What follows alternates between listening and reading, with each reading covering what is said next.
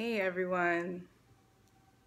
So I've been wanting to do a YouTube channel for a long time. I've actually created several YouTube channels if you Google my name.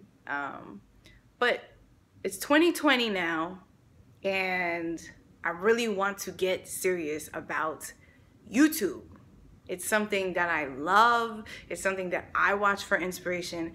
And so because of that, I'd really like to start a channel that I can give back. Like, I'm really big in knowledge sharing, and I love to talk about ideas. I love to motivate and inspire. So I said, why don't I focus this year on creating a YouTube channel?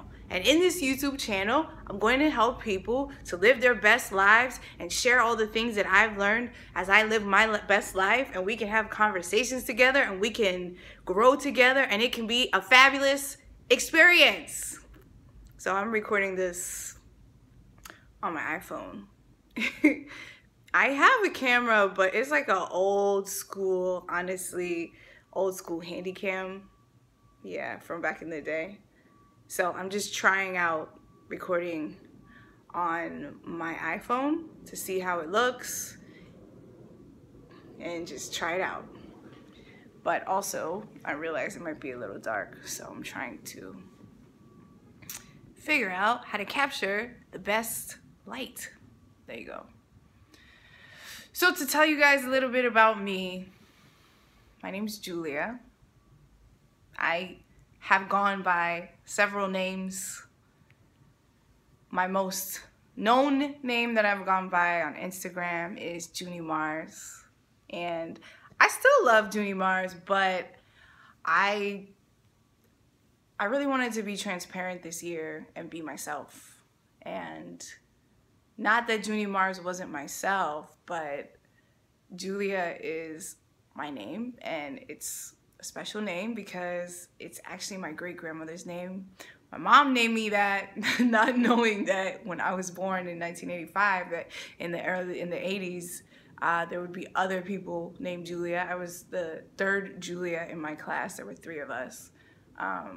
So it became a very popular name. For a long time, I wanted to not associate myself with that name. I wanted to associate myself with different, a nickname that I created, which my parents still call me today. Oh, look, you can see my dog.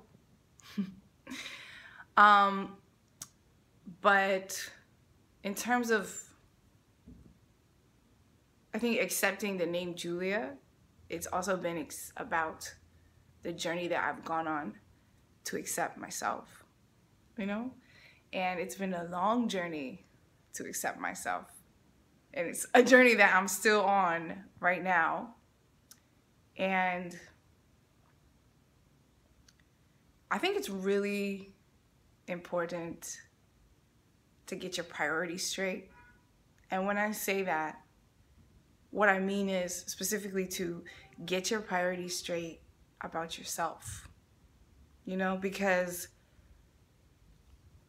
a lot of us think, and it's not even our fault, a lot of us think that the reason that we will be successful will be because we'll go to a certain school, or we'll get a certain degree, or we'll get a certain sort of validation from others, right? I mean, I spent a lot of time in my life in that zone where I was literally living my life for other people, you know?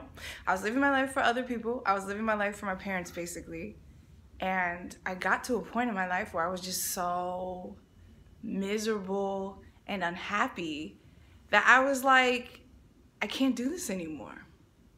And I remember this because it was like there was a distinct day in February of 2012 where I woke up and I decided I wasn't gonna go back to my job anymore.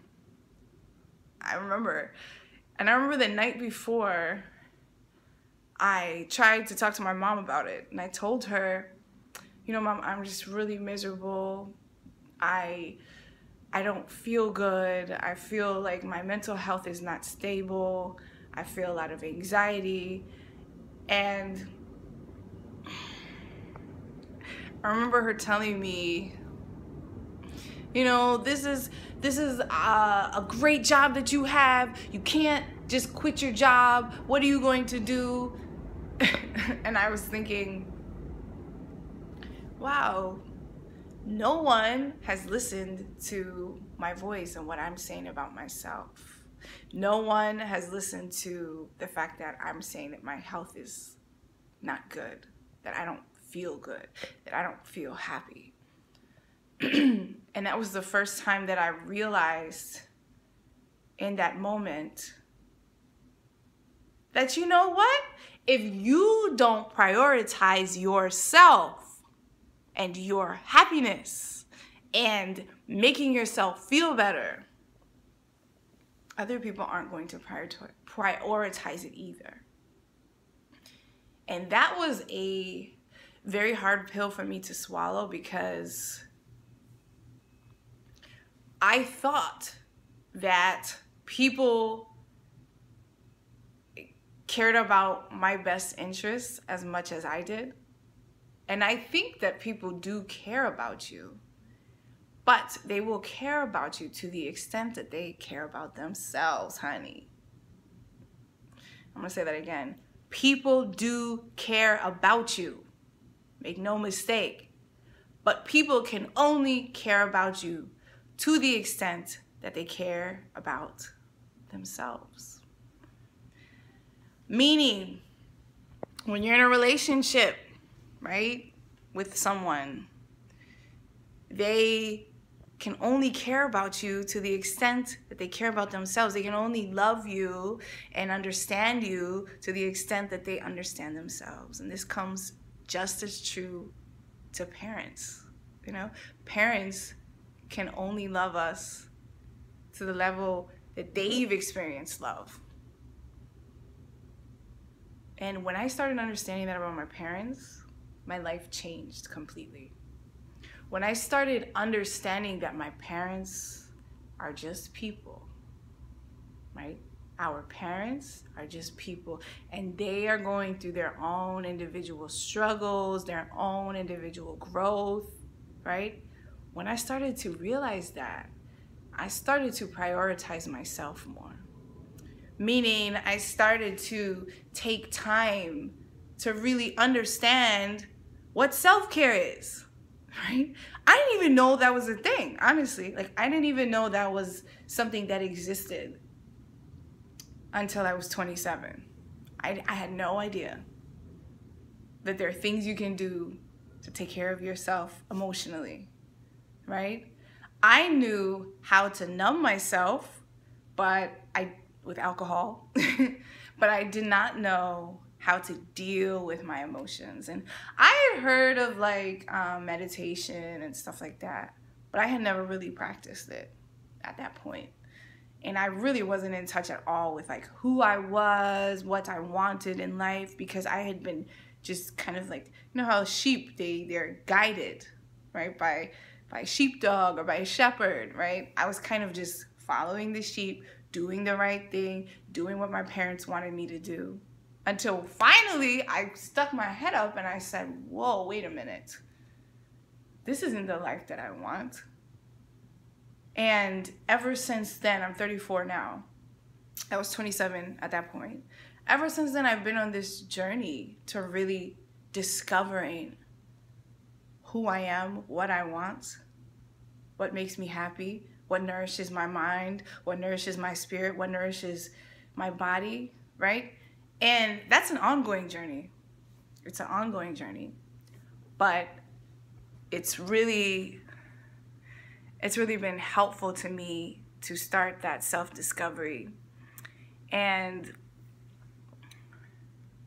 what has been at the core of that for me has really been reading books. You know, for a long time, I didn't read at all. Like, I remember I used to go on dates and be asked, like, what's your favorite book? And I had never really read anything at all. So I didn't really know how to answer that question. But I read this book and it really started to shift my thinking and change my mindset. And I'm sure you've heard of this book if you're interested in self-help and personal development. But the first book that I read that I found really helpful and really start to shift my mind was called Think and Grow Rich. And it's by Napoleon Hill. And it basically showcases or describes how powerful your mind is, like how you are able to create the life that you want with your mind and bring it to fruition. Like, I did not realize that. I thought everything was very systematic, right? Like, you go to school, you get good grades, you get a good job, you retire, you know, then you maybe have time for vacations and all the things that you wanted to do in your life. I had no idea that and maybe for some of you this sounds crazy, but seriously, like, I had no idea that you had the power to create what you wanted, to manifest what you wanted. I had no idea. And so after I read Think and Grow Rich, I started getting even more hungry to read. And I realized, wow, there's this like whole genre of books that I had never read before, I didn't even realize exist, called self-help or self-development or personal development, that really changed my life. So I started researching, you know, like other self-help books, and I read Rich Dad, Poor Dad by Robert Kiyosaki, and then I read The Richest Man in Babylon. And all these books started to teach me about my own personal ability to create the life that I wanted. And so here I am at 34, really working on creating the life that I want. And I'm here to tell you, friends, loves, that you can create the life that you want. There is nothing, absolutely nothing, standing in the way of you creating the life that you want, but you. Seriously. There is nothing standing in the way of the life that you want, but you. And how simple does that sound? Very. But how challenging is that to truly grasp and truly put into action? So challenging. Because you are essentially fighting your own ego, and you are unlearning years of the things that you have learned to be true. And for me, that's been the hardest part, right? Is the unlearning part, the unraveling of this tight-knit thought process or ideas about who I was. I had to unlearn all of that. But that was the first step. I think what has helped me the most with unlearning has been, I started journal writing. One of the first steps in my journey of unlearning was I started journal writing. And I told myself I would dedicate my time, because throughout my life I had always tried to journal write, but it would be very sporadic. Like, I would do it 1 year and then I wouldn't write in my journal until a year later, you know. But journal writing and making a commitment to doing it, like blocking out time for 30 minutes or even 10 minutes or 15 minutes, even 5 minutes, you know, setting a timer on your phone, I really started to learn about who I was, because I started to ask myself questions like, who am I? What do I want? What do I believe about who I am? What do I believe about myself? And when I started asking questions, the answers, when I actually allowed myself to quiet my mind and listen, just kept pouring out. And I encourage you to do this. Like, when you start asking yourself questions about who you are and what you believe, and you will learn so much about why you are where you are. And the beautiful thing about that is you can start to look at that situation and say, okay, wow, this is what I think about myself. Amazing. Or not so amazing. Why do I think this about myself? But because it's written down on paper, Erykah Badu once said, when you write shit down on paper, you make that shit real. And that is so true because you see it. And when you see it, you can start to change it, right? You can start to build on it. You can start to make it better. You can start to plan it. You can start to manage. You can start to rearrange. And that's when your life starts to change because now you are in charge. So those are just a little dabbly doos. Those are just like some of the things that have really started me on my journey that I wanted to share. And this channel is really going to be about self-development and self-love and living your best life. So if there are any questions, topics, books, things that you would like to talk about, comment, subscribe. Let's chat, let's talk, let's live our best lives together, let's build together. I am all about knowledge sharing. That's what I love. So thank you for watching this first video of my new channel. I appreciate the love. Share this with other people that you think would benefit from this. Leave a comment, like the video. Let's spread the love. Have a beautiful, amazing day, loves. I appreciate you, and I see you. Enjoy your day.